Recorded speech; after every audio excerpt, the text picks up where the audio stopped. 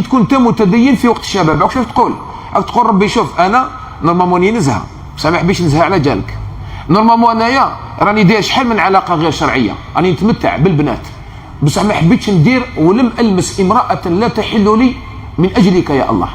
انا نورمالمون راني نعمر في راسي بصح ما حبيتش نعمر راسي، نقول لك علاه من اجلك يا الله.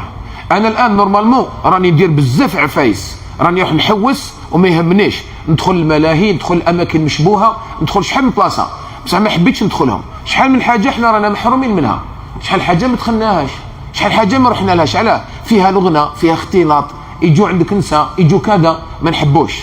علاش؟ لاننا نخاف الله. شفت انت علاش شحال من حاجه ما دخلتهاش، شحال من حاجه ما عملتهاش، شحال من حاجه ما مسيتهاش، شحال من حاجه ما شربتهاش. من اجل من اجل من اجل الله سبحانه وتعالى. وشبابك عمرك شنو يدير لك؟ عندك قوه كبيره وانت شاب، تقول لك روح دير، روح اعمل، روح، لانك انت ليك تحس روحك القوي كامل في الدنيا.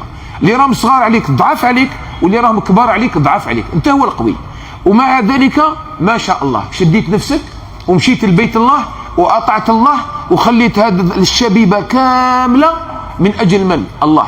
اذا انت ضحيت، تستاهل يوم القيامه ان الله عز وجل يقول لك انت ارواح ويظلك تحت ظل عرشه يوم لا ظل الا ظله.